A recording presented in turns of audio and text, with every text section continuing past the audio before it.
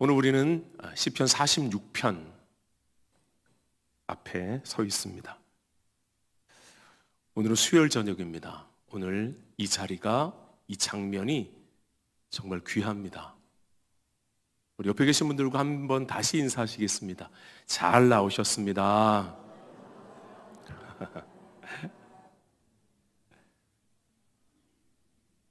적어도 수요 예배는 시간이 남아서 혹은 여유가 있어서 그렇게 나오는 예배가 아니라고 저는 생각합니다. 어떤 분은 버티다가, 또 어떤 분은 지쳐 있다가, 그래도 하나님 앞에 나오고 싶은 분들이 그런 마음으로, 간절한 마음으로 나온 이 자리가 저는 수요 예배라고 생각합니다. 저는 이제 전국을 이렇게 다니는 그런 사역자입니다. 그래서 때로는 수요 예배에 또 타 지역에서 참석하기도 하고 또 설교하기도 하고, 그럴 때마다 몇십 년 동안 이렇게 흘러오는 모습을 보면 이 수요일 예배 자리가 점점 비어가는 그런 것을 보게 되었습니다. 그럼에도 불구하고 오늘 이 자리에 나오신 여러분들이 얼마나 귀한지요. 그래서 여러분들 이 장면, 이 자리를 꼭 눈에 꼭 오늘 담아 가시기 바랍니다. 누가 나오셨는지, 어떤 마음으로 나오셨는지. 오늘 저는 말씀을 통해서 잘 정리된 인생, 아무런 문제가 없는 인생을 이야기하지 않을 것입니다. 지금 흔들리고 있는 인생에게, 혹은 답답한 인생에게, 또 어떤 분들은 아파하고 있는 그런 인생에게, 또는 위로가 필요한 인생에게 하나님의 말씀이 무엇을 말하는지 함께 보고 함께 듣기를 원합니다. 오늘 시편 기자는 이렇게 고백합니다. 우리 1절입니다. 우리 1절 말씀을 우리 함께 읽어보겠습니다. 하나님은 우리의 피난처시오 힘이시니 환난 중에 만날 큰 도움이시라. 아멘. 이 말은 책상 앞에서 그냥 시처럼 쓴 그런 글이 아닙니다. 이 시편 기자가 자신의 현실이 무너지고 있는 그 한복판에서 나온 고백인 것입니다. 오늘 말씀을 통해서 이 시편 기자의 표현을 보시기 바랍니다. 땅이 변하고 산이 무너져 바다 가운데 빠졌다고 했습니다. 그리고 바닷물이 산에까지 들이닥칩니다. 이것은 단순히 자연을 묘사한 그런 글이 아니라 인생의 기반이 송두리째 흔들리는 현재의 경험을 말하는 것입니다. 사랑하는 성도 여러분, 우리의 인생에도 이런 순간이 옵니다. 이럴 때가 있습니다. 이것만은 괜찮을 줄 알았는데, 이 사람과는 그래도 끝까지 갈 줄 알았는데, 이 정도면은 안전할 줄 알았는데, 그런데 그것들이 무너져 내립니다. 나의 직업과 직장에 문제가 생기고, 관계에 어려움이 생기고, 건강이 나빠지고, 자녀의 문제가 생기고, 갈등이 생기고, 미래가 보이지 않고 죄의 유혹에 넘어집니다. 어느 날 갑자기 이 시편 기자가 경험했던 것처럼 내가 기대고 있던 산이 변하고 흔들리고 바다에 빠지는 그런 경험을 할 때가 있습니다. 그런데 그때 이 시편 기자가 뭐라고 말씀하고 있습니까? 문제가 해결됐다, 상황이 좋아졌다, 그렇게 얘기하고 있지 않습니다. 그는 이렇게 말하고 있습니다. 하나님은 우리의 피난처이시다. 한번 따라해 보실까요? 하나님은 우리의 피난처이시다. 하나님은 우리의 피난처이시다. 피난처라는 말은 여러분들이 잘 알고 있는 그런 단어입니다. 문제가 생겼을 때 피신하는 곳이죠. 길을 걷다가 갑자기 소나기가 내리면 그 소나기를 피해서 실내로 이렇게 피신하게 되어지죠. 그것이 바로 피난처입니다. 거리에 소동이 벌어질 때가 있죠. 그런 경험들이 있으셨을 겁니다. 그럴 때 그 소동을 피해서 안전한 곳으로 피하게 되어집니다. 하나님께서는 이렇게 우리의 피난처가 되신다, 그렇게 말씀하고 있습니다. 도움이 필요할 때 우리가 하나님께 달려가기를 원하시는 거죠. 오늘 이 고백이 저와 여러분들의 고백이 되었으면 좋겠습니다. 하나님은 결코 우리를 떠나지 않는 분입니다. 한 번도 우리를 떠나신 적이 없습니다. 하나님은 언제나 거기에 계시는 분입니다. 피난처는 언제 필요하다고요? 문제가 생겼을 때, 위험할 때입니다. 저와 여러분들이 하나님을 완전히 신뢰한다면 우리에게 문제가 닥쳤을 때, 힘든 일이 생겼을 때 당연히 내가 신뢰하는 하나님께로 피해야 하는데 참 이상한 것이 있습니다. 환난이 오거나 문제가 생기면 여러분들이 그렇다는 얘기는 아닙니다. 어떤 사람들, 우리 드림교 성도님들 말고 그 어떤 분들, 그런 분들은 하나님께로 달려가기보다 하나님께로부터 도망가고 멀어지려고 하는 그런 분들이 계십니다. 이 무슨 말인가 하면 기도 시간이 줄어들고 예배가 부담이 되기 시작하고 말씀과 멀어진다는 거죠. 내게 문제가 생겼을 때, 내게 환난이 닥쳤을 때 하나님께로 가까이, 하나님 안으로 피해야 하는데 하나님으로부터 자꾸 멀어지는 거죠. 그래서 기도 시간이 준다니까요. 예배 시간이 더 이상 기다려지지 않습니다. 말씀을 읽지 않고 그 말씀을 생각하지 않습니다. 하나님의 시선을 피하게 되어지는 거죠. 그리고 다른 피난처를 찾습니다. 사람들을 만나고, 어떤 사람들은 술로, 어떤 사람들은 일에 빠져서, 어떤 사람들은 영상에 빠져서, 정욕에 빠져서 그 잠시 동안 그 어려움과 환난을 피해보려고 하는 그런 우리 인생의 습성들이 있습니다. 그러나 그곳은 잠시의 피난처처럼 보일 뿐 우리를 완전히 보호해 주지 못합니다. 어린 주한이가, 주한이는 제 아들 이름입니다. 저는 아직도 우리 아이라고 하지만 올해 계란 한 판이라 이렇게 얘기하더라고. 1월 1일 첫날. 이게 뭐야 그랬더니 아버지 저도 이제 30입니다. 근데 저는 아직도 그냥 어린 아이처럼 생각될 때가 있거든요. 우리 주한이가 아주 어렸을 때 많은 에피소드들이 있습니다. 그 에피소드 가운데 한 장면을 여러분께 소개하려고 합니다. 아직도 생생하게, 여러분들에게 아주 생생하게 전달할 수 있습니다. 아주 어린 주한이 손을 잡고 길을 걷고 있었습니다. 근데 갑자기 우리 주한이가 제 손을 뿌리치고는 종종 걸음으로 막 걷더니 점점 걸음이 빨라지기 시작하는 거예요. 그런데 어떤 모퉁이를 싹 도는데 그 순간 이제 보이지 않게 된 거죠. 그런데 갑자기 아빠! 성대모사 한 겁니다. 여러분들 웃어주셔야 되는데 아빠. 네. 아빠 하는 소리가 들리는 거예요. 그러더니 다시 그 모퉁이를 돌아서 종종걸음으로 막 달려와서는 제 다리를 꽉 붙드는 거예요.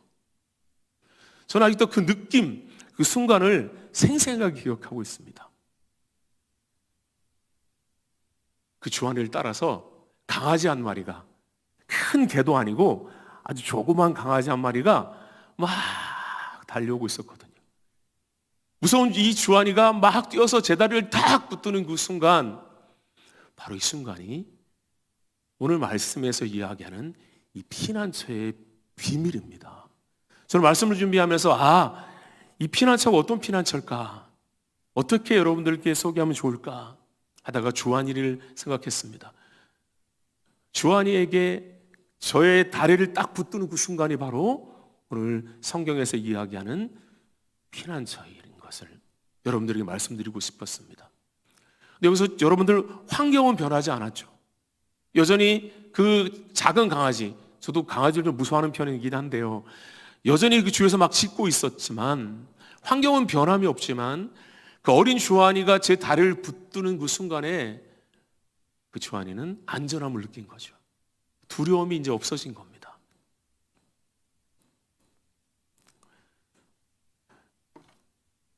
여러분, 주한이가 제 다리를 붙잡았을 때 강아지는 사라지지 않았습니다.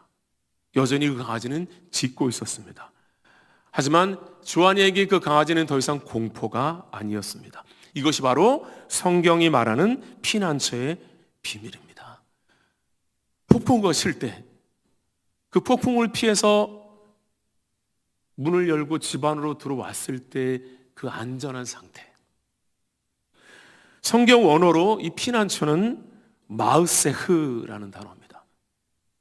이 단어는 단순히 비를 피하는 처마 그 정도의 피난처가 아니라 폭풍우가 몰아칠 때 무너지지 않는 견고한 바위, 안전한 요새를 뜻합니다. 세상의 피난처는 폭풍이 강해지면 함께 흔들립니다. 돈도 사람도 건강도 거센 풍랑 앞에서는 처마 밑에 있는 것처럼 위태롭습니다. 하지만 우리의 피난처 되신 하나님은 폭풍보다 크신 분입니다. 피난처 되신 하나님 안으로 들어간다는 것은 환경이 변하는 것이 아니라 그 환경을 넘어서는, 그 환경을 압도하는 평안 안으로 들어가는 겁니다. 다시 말씀드립니다. 하나님은 우리의 피난처가 되십니다. 하나님께서 우리가 환난을 당할 때 우리의 피난처가 되어주십니다. 외적인 그런 환난뿐만이 아니라 사탄이 우리의 마음을 갖가지 의심으로 공격할 때에 하나님께서는 우리의 피난처가 되어주십니다. 죄가 우리를 송사할 때에도 하나님은 우리의 피난처가 되어주십니다. 힘들고 어려운 순간에도 하나님은 우리의 피난처가 되어주십니다. 여러분들은 하나님에 대해서 그렇게 확신하고 계십니까? 하나님께서는 저와 여러분의 피난처가 되어주시기를 원합니다. 수요 예배에 나온 여러분, 하나님께로 피하십시오. 예수 그리스도께로 달려가십시오. 오늘 말씀을 보면 시편 기자는 한 걸음 더 나아갑니다. 오늘 이 시간 저와 여러분도 한 걸음 더 나아갔으면 좋겠습니다. 한번 따라해 볼까요? 하나님은 우리의 힘이시다. 우리 옆에 계신 분들께 이렇게 이야기하겠습니다. 하나님은 우리의 힘이 되어 주십니다. 여기서 말하는 힘은 기분 좋아지는 힘이 아닙니다. 문제가 하나도 없는 힘도 아닙니다. 잠시 동안 순간적으로 공급해주는 에너지, 그런 힘의 뜻이 아닙니다. 그것은 일어서게 하는 힘입니다. 그것은 살아가게 하는 힘입니다. 그것은 다시 순종하게 하는 힘입니다. 우리로 하여금 앞으로 나아가게 하는 힘. 오늘 수요일 예배에 나온 여러분 중에 때때로 혹은 지금 이 순간에도 이런 마음이 있는 분이 있을지도 모르겠습니다. 도망가고 싶다. 포기하고 싶다. 이제 너무 벅차다. 저는 지금 이야기하고 있는 도망가고 싶다, 포기하고 싶다, 이거 너무 벅차다, 이런 감정을 정말 오랫동안 느꼈던 적이 있습니다. 팬데믹 시절에 저는 사역자이기도 하지만 저는 강의도 하고 행사도 하고 수업도 하고 아이들도 만나고 청소년도 만나고 노인도 만나고 장애인도 만나고 그렇게 일주일을 바쁘게 분주하게 살고 있었는데 팬데믹이 코로나가 딱 닥치고 거의 한두 주 만에 모든 행사, 모든 수업들이 다 멈춰버린 거예요. 지금 이 표현대로 포기하고 싶고 무너져 버리는 것 같고 너무 벅찬 그런 마음이 오늘 시편 기자의 고백처럼 무너질 것 같은 그런 경험을 저는 했습니다. 그런데 하나님은 그 마음을 모르시지 않는 분이라는 것. 그래서 말씀하고 계시는 것입니다. 내가 약할 때 내가 힘이 된단다. 이 말씀이 저에게 위로가 되고 다시 일어서게 하고 다시 앞으로 나아가게 하는 그런 말씀이 된 것입니다. 오늘 분명하게 말씀을 통해서 여러분에게도 나는 너의 힘이다. 일어서게 하는 힘이다. 순종하게 하는 힘이다. 앞으로 나아가게 하는 힘이다. 이렇게 말씀하고 계십니다.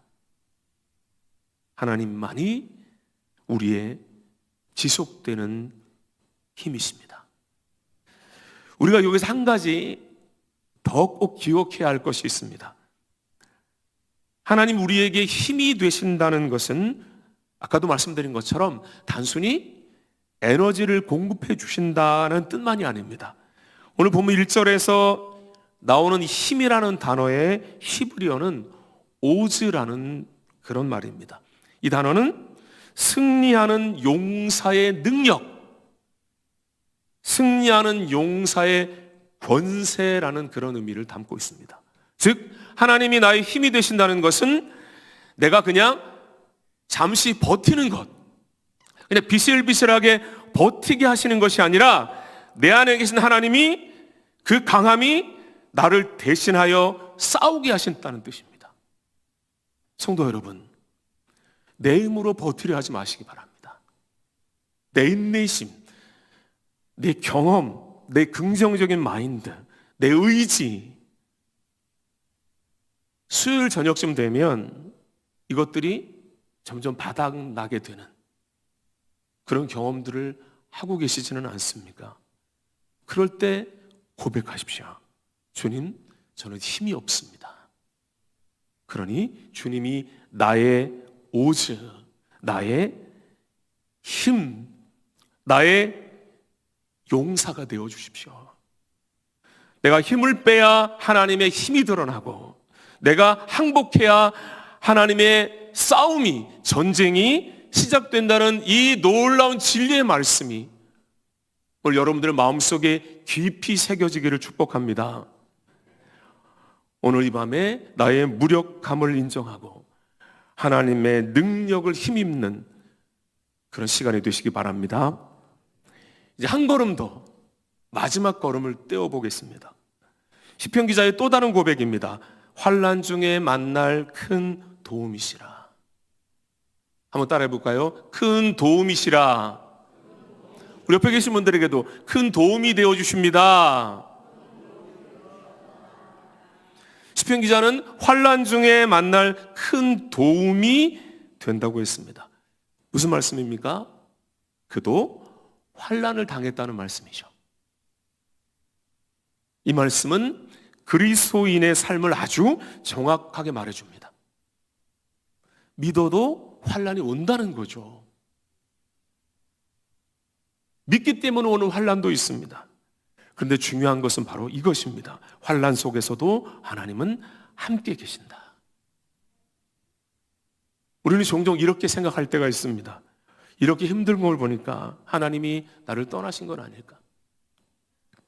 그러나 성경은 정반대로 말합니다. 환난 중에 만날 큰 도움이시라. 환난 속에서 하나님을 만난다는 것입니다. 놀라운 역설의 은혜가 환난 속에서 나의 큰 도움이 되신다. 하나님은 문제가 생기면 사라지는 분이 아니라 문제가 생길 때 더 가까이 오시는 분이십니다. 우리가 아까 읽었던 1절 후반절 말씀에 환난 중에 만날 큰 도움이시라고 했습니다. 여기서 만날이라는 이 단어를 주목해야 합니다. 그냥 어쩌다 한번 우연히 길 가다가 그렇게 한번 만나는 것이 아니라 이미 그 자리에 준비되어 있는 상태, 언제나 확실하게 늘 우리를 만나주시는 그 만남입니다. 우리가 환난의 터널을 진입할 때 하나님은 터널 저 끝에서 우리를 기다리고 계시는 분이 아니라 이미 그 가운데 터널 한복판에 서서 먼저 나를 기다리고 계신다는 겁니다. 그래서 우리가 고통의 시점에 도달했을 때 하나님 어디 계십니까? 그렇게 부르기 전에 내가 이미 여기 있다. 그렇게 응답하시는 분이 바로 우리 하나님이십니다. 이 시편 46편의 배경이 되는 시대는 히스기야 왕 시절입니다. 아수르 군대 18만 5천 명이 예루살렘을 포위했을 때로 추측합니다. 열왕기하 18장과 19장의 말씀의 배경입니다. 성 밖에는 칼을 든 적군이 가득하고 성 안에는 먹을 것이 떨어져 갑니다. 바로 산이 흔들리고 바다가 흉룡하는 것 같은 절망의 순간에, 바로 그때에 하나님은 무엇을 하고 계셨습니까? 조용히 성 안에 함께 계셨습니다. 그리고 단 하룻밤 만에 그 상황을 완전히 역전시키셨습니다. 지금 저와 여러분을 둘러싸고 있는 아수르 군대는 무엇입니까? 경제적인 압박입니까? 풀리지 않는 관계의 문제입니까? 직장의 문제입니까? 관계의 문제입니까? 자녀의 문제입니까? 가족의 문제입니까? 기억하시기 바랍니다. 환난이 깊을수록 큰 도움 되시는 하나님의 임재는 더욱더 선명해지는 것입니다. 환난은 하나님을 잃어버리는 시간이 아닙니다. 가장 가까이 계신 하나님을 발견하는 시간입니다. 이미 나와 함께 하신 하나님, 그 하나님을 가장 가까이에서 발견하는 그 순간, 환난의 순간에 나와 함께 하시는 그 하나님을 발견하시는 그 은혜가 여러분에게 있기를 소원합니다. 시편 기자는 결론을 이렇게 맺고 있습니다. 그러므로 우리는 두려워하지 아니하리로다. 그러므로 우리는 두려워하지 아니하리로다. 이 말은 감정이 아닙니다. 물론 그렇게 느끼고 있겠지만 이것은 선언하는 것이고 결단하는 것입니다. 이것이 저와 여러분들의 결단이고 결심이고 선언이고 선포가 되었으면 좋겠습니다. 두려움이 없어서가 아니라 두려움보다 하나님을 더 크게 보기로 한 것입니다. 여러분들에게 하나님은 그 무엇보다 크신 분이라는 것. 사랑하는 성도 여러분, 믿음은 느낌이 아닙니다. 선택이고 두려워하지 않겠다고 하나님 앞에서 다시 선언하는 것입니다. 결단하는 것입니다. 두려워하지 않겠다고 하나님 앞에서 다시 결단하는 시간, 바로 그 시간이 오늘 이 수요 예배 시간입니다. 오늘 우리 함께 결단했으면 좋겠습니다. 세상이 흔들려도 내 믿음은 흔들리지 않는다. 나는 두려워하지 않는다. 왜냐하면 내 믿음의 뿌리가 내 환경이 아니고 내 상황이 아니고 바로 하나님 안에 깊이, 더 깊이 뿌리 내리고 박혀있기 때문이다. 이 결단이 오늘 밤 저 여러분의 고백과 결단이 되길 원합니다. 말씀을 마치겠습니다. 오늘 예배에 나왔다고 모든 문제가 해결되지 않아도 괜찮습니다. 상황이 달라지지 않아도 괜찮습니다. 그러나 이것 하나는 분명히 하고 돌아가시기 바랍니다. 하나님은 나의 피난처이십니다. 하나님은 나의 힘이십니다. 하나님은 나의 큰 도움이십니다. 오늘도 그 하나님 안으로 다시 들어가십시오. 그리고 선언하고 결단하시기 바랍니다. 나는 두려워하지 않겠습니다. 상황이 아니라 하나님을 신뢰하겠습니다. 이것이 수요 예배를 드리는 저와 여러분의 믿음의 고백입니다. 할렐루야.